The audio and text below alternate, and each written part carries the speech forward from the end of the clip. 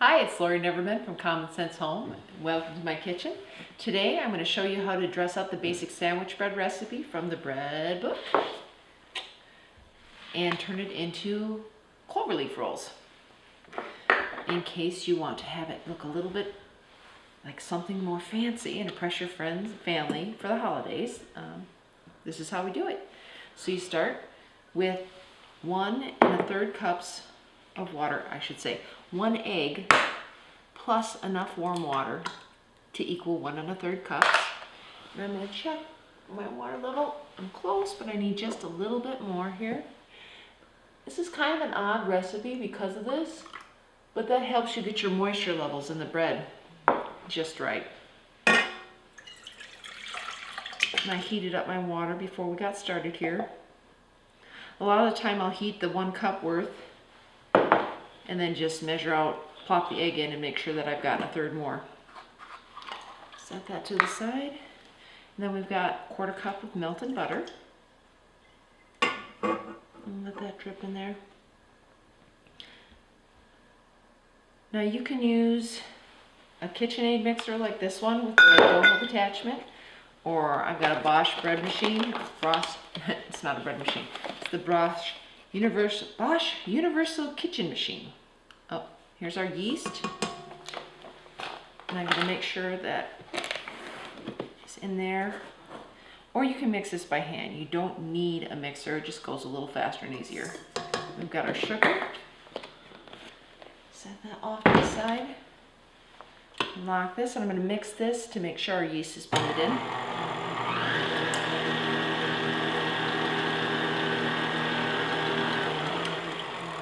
Now I have Safe Instant Yeast, which is a quick yeast that doesn't require proofing. If you're using just a dry active yeast, then you should mix that with your water and your sugar and let that rest for 5 to 10 minutes to make sure you've got some bubbling going on before you proceed with the next steps. And we've got our salt.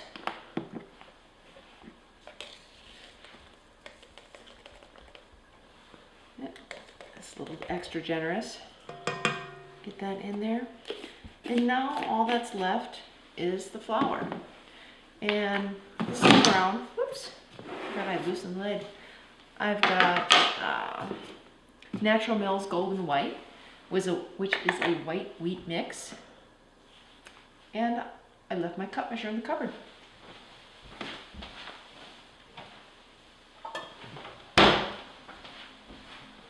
Almost did it without a hitch. And normally this calls for about 4 cups, but it is kind of dry in the winter, so I will probably end up using a little less than that.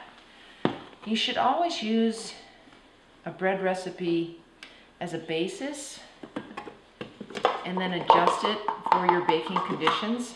For instance, in the winter, the humidity levels tend to be a lot lower, and so your flour will be a lot drier. And different grinds of flour, fresh flour versus pre-ground flour, will behave a lot differently when you put them into your bread. Okay, so I'm going to mix this, and then I'm going to start slowly adding the rest of the flour.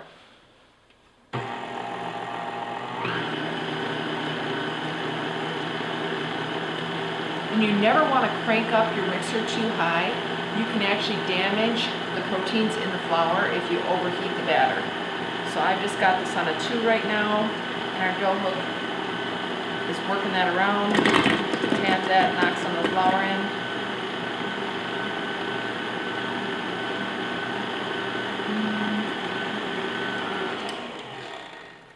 And I'm going to put in the 1/3 cup.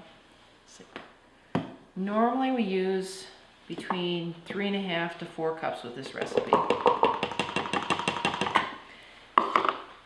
And again, this recipe is featured in the Never Buy Bread Again bread book. It's also free to subscribers and with your subscription or to the newsletter. Okay, just mixing. Our goal here is a smooth and elastic dough. And you want to use bread flour, not all-purpose flour, because it has a higher gluten level, which will give better loft to your yeast spreads. If you don't have bread flour in the house, you can use all-purpose flour. It just won't rise quite as well. That dough is starting to come together already quite a bit at this point. We went from flour stuck to the side of the bowl to now I have a dough ball hooked around the dough hook and spinning around. So I'm going to let that work for a few more minutes.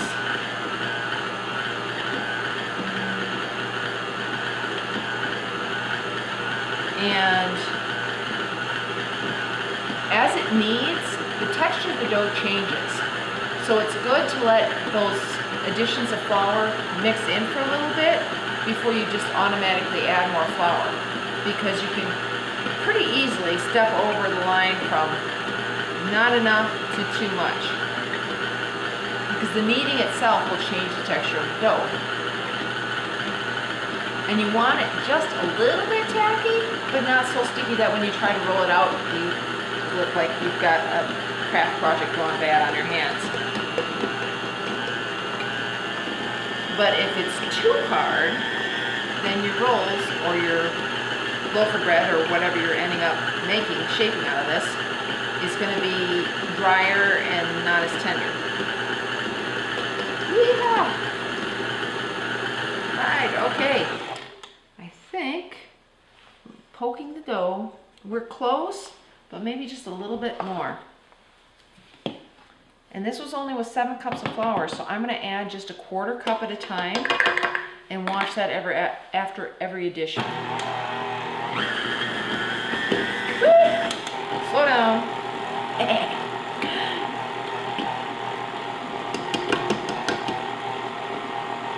Oh, also note, when you're baking and cooking, of course, if you got long hair, pull it back. Nobody wants to find that. And if you have pets, make sure to lint roll yourself. You want to keep foreign material out of your cooking. There we go.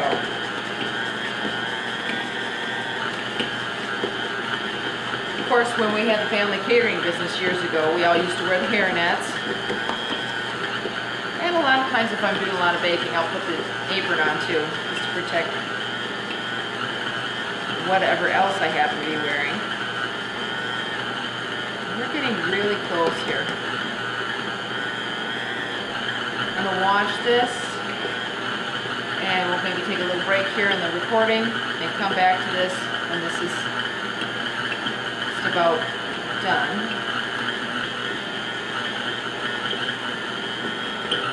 And I'm going to check my dough. Still just a little bit tacky, but I think I'm going to add, okay, a little bit.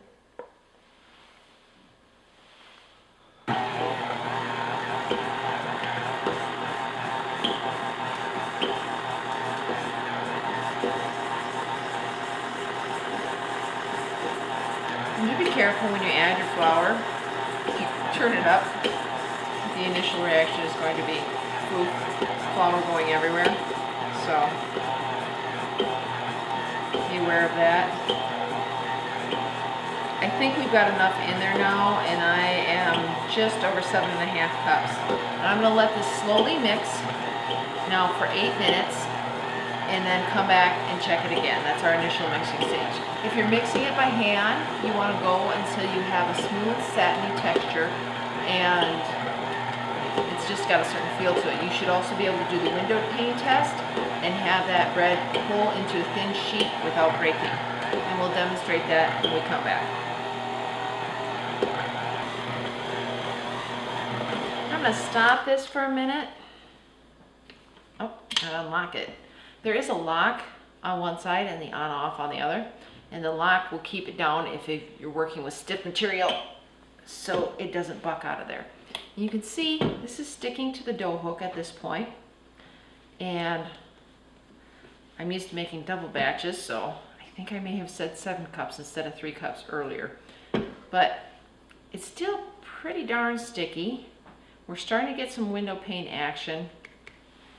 And I think I'm going to add just a little bit more flour, and then we will probably be good to go. I want to make sure that we get into the bottom of the mixer here, don't end up with a little blob of dough stuck where no one else can go. All right, so we'll get a little dough blob back down there, lock it down. And now that I've got all my flour in, I'm gonna set the timer back here for 8 minutes.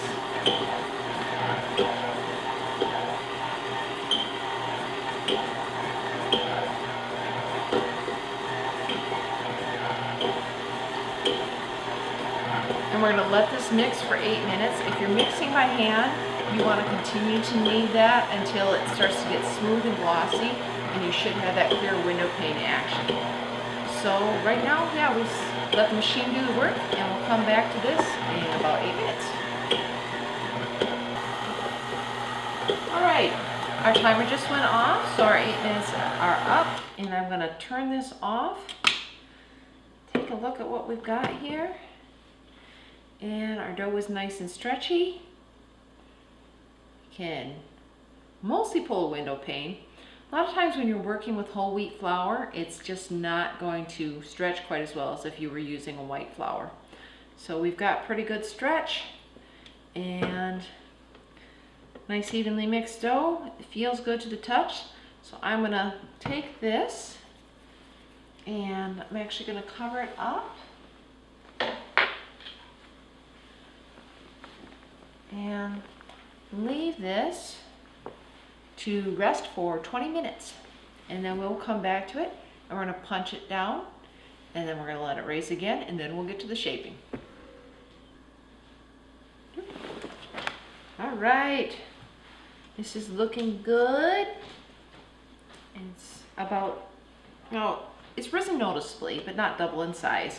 I'm going to just take this switch and punch it down just a little bit.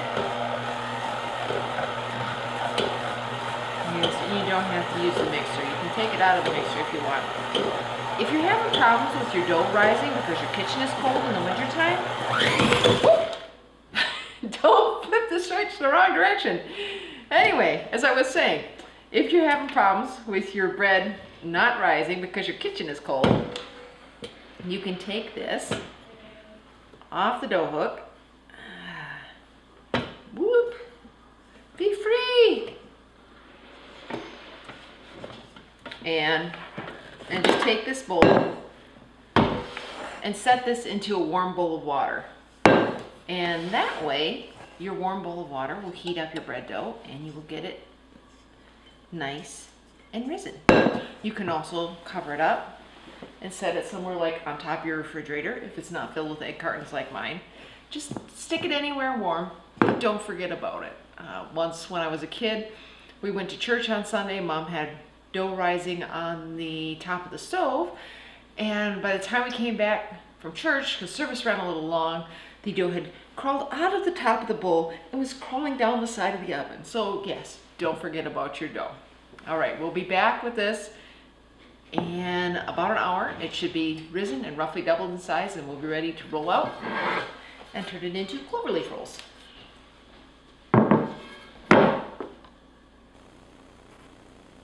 All right, through the magic of video time lapse, we are here with our beautifully risen lump of dough. I see it's all nice and squishy and pillowy. We like it. It's happy, happy, happy dough. Okay, at this point, it's lovingly light and pillowy. And since I'm gonna do Cloverleaf rolls, which are those nifty pull-apart rolls that have 3 little pieces, so there's all the tender edges and they look all fancy, which they're really not super fancy, but they do take a little bit more time. So if you have willing young kitchen helpers, that's a good thing. Have your kids help, or anyone else you can draft. Otherwise, yeah, you're on your own. So I'm thinking about, I tried a couple different strategies. This time around, we're gonna try seeing what we can do to get this done a little bit quicker. I'm going to divide that in half. Got handy dandy dough scraper. This thing is awesome. Kitchen scraper, if you don't have one of these and you do any amount of cooking, it's worth the investment. Because when you're chopping stuff, you can chop And then you scoop it all up, dump it in your pan. Works great. So, I'm going to cut that in half and cut that in half again. And I'm going to cut these in thirds. And that way, I've got my dough relatively evenly into 12 sections for 12 rolls. I've also lubed up my pan over here. So I've got my muffin pan. And you have to ask yourself, do you feel lucky? Yes. The thing about all this stuff is that close enough is close enough. It doesn't have to be precise. If there's a little bit of variation in your rolls, that's okay. It just proves that they're homemade instead of extruded by a machine. So it's cool. I just want you to, if you're going to eat bread, and I know a lot of people don't anymore, eat real bread. You know, it doesn't take that long. If you're home anyway, you mix up the dough, let it rest, you know, work on something else in the kitchen or somewhere else nearby. Come back, lunch down, come back, roll it out when it's raised up, and that's it. So we've got our little dough balls. Okay, these are not symmetrical. I might tweak that just a little bit. Here's me saying it doesn't have to be perfect, but I'm a little anal retentive. What can I say? Could be a little bit more symmetrical. And when you put these into your muffin tin, you probably do want to grease your muffin tin if you're using a metal tin. And I did scooch. Okay, so that's pretty even, close enough. And then you tuck any ugly ends down at the bottom so you have your nice round tops. And when that goes in there, it's going to be roughly 3/4 full, fill in your tin. And now I'm going to go through and I'm going to roll out the rest of these and fill her up. And then they want, when that's done, just let it raise till they're starting to poof out the top, and then they're going to go into the oven. So here we go. Lots of rolling. Ta-da! Here we are with the pan full of beautiful little dough blobs. And you'll see these are pretty even. They should fill up, this is one batch of the bread dough, fills up a 12 muffin pan. I've got my stoneware, but you can use a metal pan if that's what you have. And now I'm going to let these rest for half hour to an hour until they double in size, and then they're going to go into a 375-degree oven. And that is it with that. All we have to do is cover them up to keep the critters off and let them do their thing.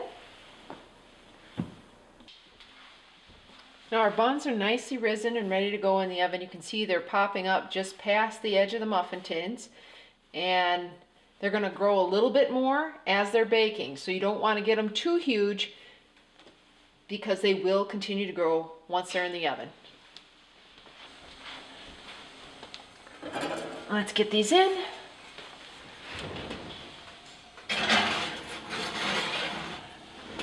And I'm going to set that timer for 15 minutes.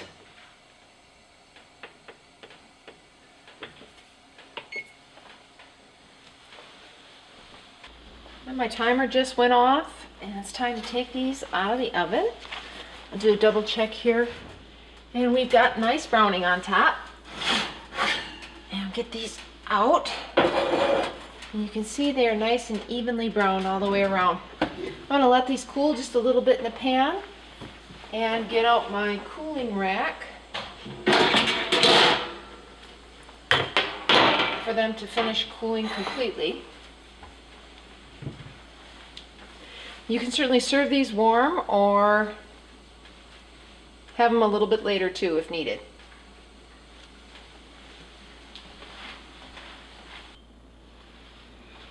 And here we have our finished Cloverleaf rolls, and these are wonderfully soft inside. And you can see they're nice and steamy hot. That's the best way. And you can serve those up with a pat of butter. Let that melt on in there. And these will make any holiday meal a little more special if they last to the holidays. Thanks for watching, and remember, this is the basic sandwich bread recipe in my book, Never Buy Bread Again. You also can get this as a sample recipe with your newsletter subscription to Common Sense Home. Enjoy your baking!